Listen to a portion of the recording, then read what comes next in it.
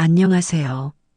저는 45의 평범한 슈퍼마켓 주인입니다. 제 이름은 김민수라고 하겠습니다. 경기도 수원시의 작은 주택가에서 15년째 슈퍼마켓을 운영해 왔습니다. 아니, 운영했었다고 해야 맞겠네요. 이제 곧 가게 문을 닫거든요.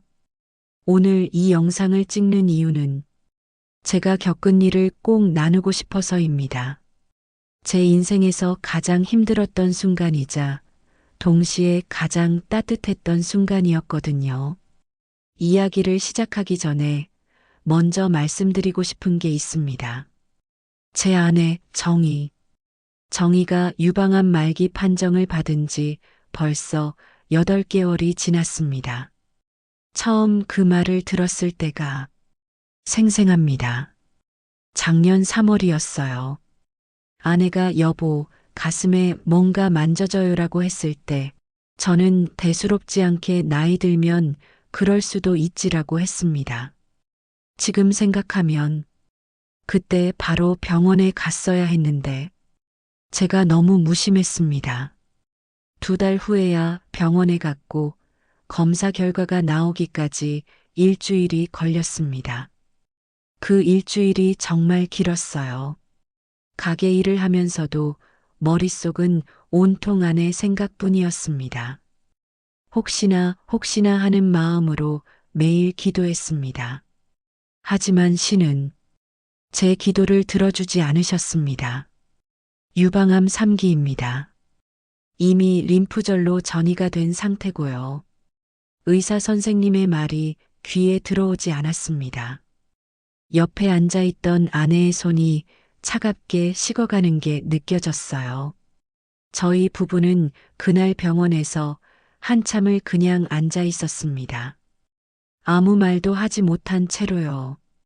집으로 돌아오는 길에 아내가 제 손을 꼭 잡으며 말했습니다. 미안해요, 여보. 제가 미리 병원에 갔어야 했는데. 무슨 소리예요? 미안해야 할 사람은 접니다. 제가 아내의 건강을 더 신경 써야 했는데 매일 가게 일에만 매달려서 아내가 아파하는 것도 제대로 못 봤으니까요. 그날부터 저희의 전쟁이 시작됐습니다. 항암 치료, 방사선 치료. 아내는 한 번도 약한 모습을 보이지 않으려 했어요. 머리카락이 빠지기 시작했을 때도, 구토가 심해서 아무것도 먹지 못할 때도 아내는 늘 웃으려고 노력했습니다. 괜찮아요, 여보. 이 정도는 아무것도 아니에요. 하지만 저는 알고 있었습니다. 밤마다 욕실에서 혼자 소리 죽여 우는 아내의 모습을요. 거울을 보며 빠진 머리카락을 만지작거리는 아내의 뒷모습을요. 저희에게는 아들이 하나 있습니다. 올해 13살 중학교 1학년이 된 녀석이죠. 이름은 준혁이라고 하겠습니다. 준혁이는 똑똑하고 착한 아이입니다. 엄마가 아프다는 걸 알고 나서부터는 더 의젓해졌어요. 학교에서 돌아오면 엄마 방에 가서 이것저것 이야기를 들려주고 주말이면 병원에 같이 가서 엄마 손을 잡아주었습니다. 하지만 겉으로 그렇게 보일 뿐 아이도 많이 힘들었을 겁니다. 13살이면 친구들과 놀고 싶은 나이잖아요. 하지만 준혁이는 학교 끝나고 학원도 안 가고 바로 집으로 왔습니다. 엄마가 혹시 필요한 게 있을까 봐서요. 가게는 제가 혼자 운영했습니다. 원래는 아내와 함께 했는데 아내가 쓰러진 후로는 혼자서 해야 했어요. 새벽 5시에 일어나서 가게 문을 열고 밤 10시가 넘어서야 문을 닫았습니다. 처음 몇 달은 괜찮았어요. 아내의 상태도 항암 치료 덕분에 조금 나아지는 것 같았고 준혁이도 잘 버텨주고 있었으니까요. 가게 매출도 나쁘지 않았습니다. 동네 주민분들이 저희 사정을 아시고 더 자주 들러주셨거든요. 하지만 올해 들어서 상황이 급격히 나빠졌습니다. 1월 초 정기 검사를 받았는데 암이 간과 폐로 전이됐다는 진단을 받았습니다. 사기였습니다. 말기였어요. 의사 선생님은 조심스럽게 말씀하셨습니다. 더 이상 치료가 어려울 수 있습니다. 이제는 통증 관리와 편안하게 지내시는 것에 집중하시는 게 좋을 것 같습니다. 그 말이 무슨 뜻인지 저도 잘 알고 있었습니다. 시한부라는 거죠. 아내는 그날 이후로 급격히 약해졌습니다. 걷는 것도 힘들어했고 밥을 먹는 것조차 고통스러워했어요. 병원에 입원을 해야 한다고 했지만 아내가 거부했습니다. 집에서 가족들과 함께 있고 싶어요. 병원 침대에서가 아니라 우리 집 침대에서 자고 싶어요. 저는 아내의 뜻을 따랐습니다. 대신 제가 더 자주 집에 있어야 했어요. 아내의 약을 챙겨드리고 식사를 돕고 밤에 통증이 심할 때 옆에 있어줘야 했으니까요. 그러다 보니 가게를 제대로 운영할 수가 없었습니다. 문을 여는 시간이 불규칙해졌고 때로는 하루 종일 문을 닫아야 할 때도 있었어요. 매출은 점점 떨어졌고 밀린 병원비는 점점 늘어만 갔습니다.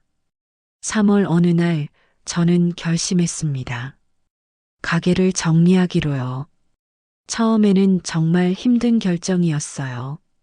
15년이나 운영해온 가게잖아요. 이 가게에서 준혁이가 자랐고 동네 사람들과 웃고 울었고 저희 가족의 모든 추억이 담긴 곳이었으니까요. 하지만 선택의 여지가 없었습니다. 아내에게 남은 시간이 얼마 없다는 걸 알았거든요. 의사 선생님이 길어야 몇 개월이라고 하셨으니까요.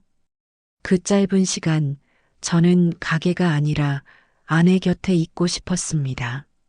준혁이에게도 이야기했습니다. 아빠가 가게 문을 닫으려고 해. 엄마랑 더 많은 시간을 보내고 싶거든. 준혁이는 고개를 끄덕였습니다. 그리고는 조용히 말했어요. 괜찮아요, 아빠. 저도 엄마랑 더 있고 싶어요. 폐업 날짜를 4월 30일로 잡았습니다. 약 한 달 정도의 시간이었죠. 그 기간 동안 가게에 있는 물건들을 최대한 처분해야 했습니다. 문제는 재고가 너무 많았다는 겁니다. 저희 가게는 작은 슈퍼마켓이지만 동네 주민들이 필요로 하는 거의 모든 물건을 갖추고 있었어요. 라면, 음료수, 과자, 생활용품, 조미료. 선반마다 빼곡히 물건이 쌓여 있었습니다. 더 큰 문제는 이 물건들을 납품업체에 반품할 수 없다는 거였어요. 대부분의 물건이 유통기한이 남아 있어서 반품이 가능하긴 한데 그러면 납품업체들이 손해를 보게 됩니다. 저는 그럴 수 없었어요. 지난 15년 동안 거래해온 업체들이었거든요. 다들 저희 사정을 잘 아는 분들이고 때로는 외상으로 물건을 주시기도 했던 고마운 분들이었습니다. 그분들에게 피해를 줄 수는 없었어요. 그래서 저는 결심했습니다. 한 달 동안 최대한 물건을 팔아서 업체들의 대금을 전부 지불하기로요. 하지만 쉽지 않았습니다. 동네 주민들이 아무리 자주 들러주셔도 한 달 만에 그 많은 재고를 처분한다는 건 불가능에 가까웠어요. 게다가 저는 가게를 제대로 지킬 시간도 없었습니다. 아내의 상태가 점점 나빠지고 있었거든요. 4월 초 어느 날 저녁이었습니다. 가게에서 재고를 정리하고 있는데 휴대폰이 울렸어요. 준혁이었습니다. 아빠, 엄마가 많이 아파해요. 빨리 와주세요. 저는 재고 정리를 멈추고 급히 집으로 달려갔습니다. 아내는 침대에 누워서 배를 움켜쥐고 있었어요. 얼굴이 창백했고 식은 땀이 흐르고 있었습니다. 여보, 괜찮아. 조금만 있으면 나아질 거야. 하지만 나아지지 않았습니다. 결국 119를 불러 응급실로 갔고 의사 선생님은 통증 조절을 위해 입원을 권유하셨어요. 더 이상 집에서 돌보시기는 어려울 것 같습니다. 병원에서 편하게 계시는 게 좋겠습니다. 아내는 여전히 거부했습니다. 집에 가고 싶어요. 준혁이가 혼자 있을 텐데. 저는 아내의 손을 꼭 잡았습니다. 당신 걱정은 하지 마. 내가 다 알아서 할게. 준혁이도 내가 잘 챙길게. 결국 아내는 입원하기로 했습니다. 하지만 조건이 있었어요. 준혁이가 매일 면회를 올 수 있어야 한다는 거였죠. 그날부터 저희의 일상이 완전히 바뀌었습니다. 아침에 준혁이를 학교에 데려다 주고 가게를 잠깐 열었다가 점심에는 병원으로 가서 아내와 함께 식사를 하고 오후에는 다시 가게로 돌아왔다가 준혁이 학교 시간에 맞춰 학교에 가서 아이를 데리고 병원으로 가고 정신이 하나도 없었습니다. 가게는 거의 방치 상태였어요. 문을 열어도 제대로 관리를 못하니까 손님들도 점점 줄어들었습니다. 그러던 중에 제 고등학교 동창이 가게에 들렀습니다. 박영수라는 친구였는데 같은 동네에 살면서도 자주 못 만났던 친구였어요. 그날따라 가게에 들른 영수가 물었습니다. 야, 민수야. 요새 가게 장사가 안 되나 보네. 물건도 별로 없고. 저는 대충 얼버무렸습니다. 아, 이제 가게 정리하려고. 한 달 후에 문 닫을 거야. 뭐? 갑자기 왜? 장사가 그렇게 안 되나? 저는 한참을 망설이다가 결국 모든 걸 이야기했습니다. 아내의 병, 준혁이, 그리고 쌓여있는 재고들. 영수는 심각한 표정으로 듣더니 제 어깨를 두드렸습니다. 아, 미안하다. 나는 몰랐어. 내가 이렇게 힘든 줄. 괜찮아. 어차피 곧 끝날 일이고. 재고는 어떻게 할 거야? 업체들한테 대금은 다 갚았고. 그게 아직 못 갚았어. 한 3천만 원 정도 남았는데 이 재고를 다 팔아야 갚을 수 있을 것 같아. 영수는 잠시 생각하더니 말했습니다. 내가 도와줄게. 우리 동네 카페에 글 하나 올려볼까? 혹시 사람들이 도와줄지도 모르잖아. 아니야, 괜찮아. 이건 내가 해결할 문제야. 야, 이럴 때 친구 좀 믿어봐. 내가 알아서 할게. 너는 형수님이랑 준혁이 신경이 났어. 저는 고맙다고 말했지만 사실 큰 기대는 하지 않았습니다. 요즘 세상에 누가 남의 일에 그렇게까지 신경을 쓰겠어요. 그냥 영수의 고마운 마음만 받기로 했습니다. 그런데 이틀 후인 4월 24일 제 인생에서 잊을 수 없는 일이 벌어졌습니다. 그날 아침 평소처럼 가게 문을 열었는데 이상했어요. 가게 앞에 사람들이 줄을 서 있는 겁니다. 처음에는 무슨 일인가 싶었죠. 사장님, 가게 물건 많이 남았어요? 저희도 필요한 거 좀 사려고요. 사장님, 힘내세요. 저는 어리둥절했습니다. 무슨 일인지 전혀 모르겠더라고요. 가게 문을 열자마자 사람들이 우르르 들어왔습니다. 라면을 박스째 사가고 음료수를 한 카트 가득 담고 과자며 생활용품이며 할 것 없이 마구 사가기 시작했어요. 사장님, 이거 얼마예요? 이것도 주세요. 여기 있는 거 다 주세요. 저는 정신없이 계산을 했습니다. 그러면서도 계속 고개를 갸웃거렸어요. 도대체 무슨 일이지? 손님 한 분이 말씀하셨습니다. 사장님 모르세요? 어제 동네 카페에 사장님 이야기가 올라왔잖아요. 다들 도와드리려고 온 거예요. 그제야 알았습니다. 영수가 글을 올렸구나. 저는 너무 놀라서 손이 떨렸습니다. 계산기 버튼을 누르는 손가락이 제대로 움직이지 않았어요. 한 분, 한 분께 고맙다고 말씀드렸습니다. 정말 감사합니다. 이렇게까지 하시면 안 되는데. 아니에요, 사장님. 이 동네에서 15년이나 장사하셨잖아요. 저희도 그동안 많이 신세졌어요. 사모님께서 빨리 나으셨으면 좋겠어요. 힘내세요, 사장님. 선반이 순식간에 비기 시작했습니다. 아침부터 시작된 손님들의 행렬이 점심때까지 이어졌어요. 어떤 분은 필요하지도 않은 물건을 사가셨습니다. 사장님, 일하면 제가 다 살게요. 박스째로요. 하지만 이게 20박스나 되는데. 괜찮아요. 아는 분들한테 나눠줄 거예요. 다 좋은데 쓸 거예요. 또 어떤 분은 물건을 사고는 돈을 더 주고 가셨습니다. 사장님, 거스름돈은 됐어요. 그냥 가지세요. 아니에요. 이럴 수 없습니다. 제발 받으세요. 제 마음이에요.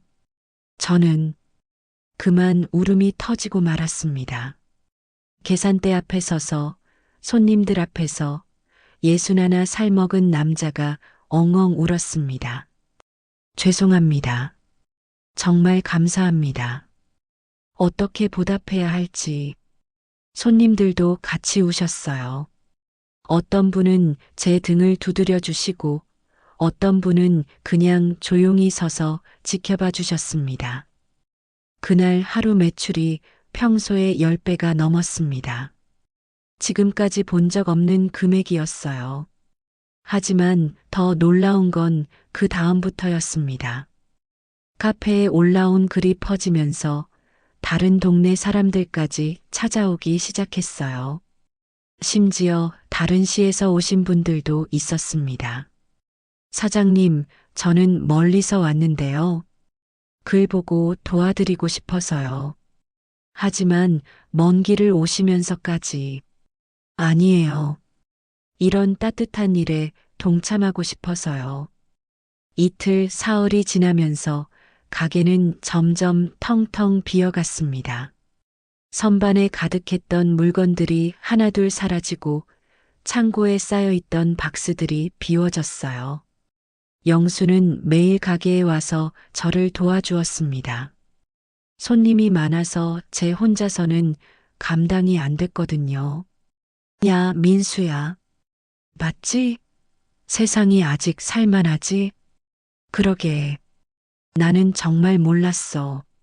사람들이 이렇게 따뜻할 줄은. 일주일이 지나자 가게에 남은 물건이 거의 없었습니다. 그동안 쌓아둔 돈으로 납품업체들의 대금을 모두 지불했어요.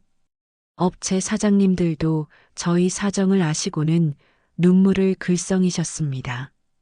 김 사장님, 그동안 고생 많으셨어요. 사모님께서 꼭 나으셨으면 좋겠습니다. 감사합니다. 그동안 신세 많이 졌습니다. 대금을 다 갚고 나니 병원비와 생활비로 쓸 돈도 조금 남았습니다. 동네 분들이 필요 이상으로 많이 사주시고 거스름돈을 받지 않으신 덕분이었죠. 4월 28일 폐업을 이틀 앞둔 날이었습니다. 그날 저녁 가게에 마지막 손님이 오셨습니다. 동네에서 오래 사신 할머니였어요. 사장님, 가게 정리하신다면서요? 네, 할머니. 이제 이틀 후면 문 닫습니다. 할머니는 가게 안을 천천히 둘러보셨습니다. 텅 빈 선반들, 정리된 계산대. 15년이나 됐지요? 여기서 장사하신 게. 네, 그렇습니다. 사장님, 그동안 고마웠어요. 밤늦게까지 가게 문 열어주셔서 참 좋았어요. 할머니가 급하게 뭐 필요할 때 달려가면 항상 있었잖아요. 아니에요. 제가 더 감사하죠. 할머니께서 그동안 많이 와주셔서요. 할머니는 주머니에서 봉투 하나를 꺼내셨습니다. 이거 받으세요. 많은 건 아니지만 사모님 병원비에 보태 쓰세요. 할머니, 이럴 수 없습니다. 이미 충분히 도와주셨는데요. 받으세요, 사장님. 안 받으시면 제가 서운해요. 저는 할머니의 손을 잡았습니다. 할머니의 손은 주름투성이었지만 따뜻했습니다. 정말, 정말 감사합니다. 할머니가 돌아가신 후 저는 한참을 가게에 혼자 앉아 있었습니다. 15년의 시간이 주마등처럼 지나갔어요.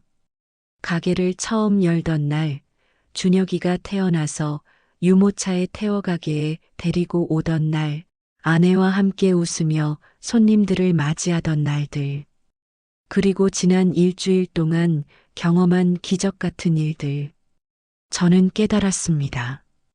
가게를 닫는 게 끝이 아니라는 걸요. 이건 새로운 시작이라는 걸요.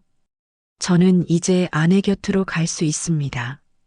남은 시간 동안 아내 손을 잡고 함께 있을 수 있어요. 준혁이와 함께 가족의 시간을 보낼 수 있습니다. 그리고 이 모든 게 가능한 건 이 동네 사람들 덕분입니다. 4월 30일 마지막 날이었습니다. 저는 일찍 가게에 나가서 청소를 했어요. 마지막까지 깨끗하게 정리하고 싶었거든요.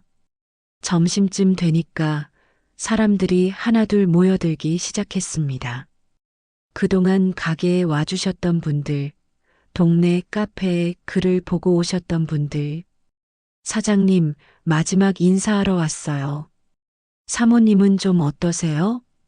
준혁이는 잘 있어요? 저는 한 분 한 분께 인사를 드렸습니다. 정말 감사합니다. 여러분 덕분에 제가 살았습니다. 영수가 케이크를 들고 왔습니다. 야, 민수야. 마지막인데 이 정도는 해야지. 자, 다들 한 조각씩 드세요. 그렇게 저희는 가게 앞에서 작은 파티를 열었습니다. 케이크를 나눠 먹고 이야기를 나누고 사진도 찍었어요.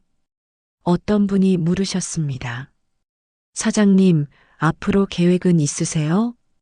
저는 잠시 생각했습니다. 글쎄요. 일단은 아내와 함께 있으려고 합니다. 그리고 준혁이랑도 많은 시간을 보내고 싶고요.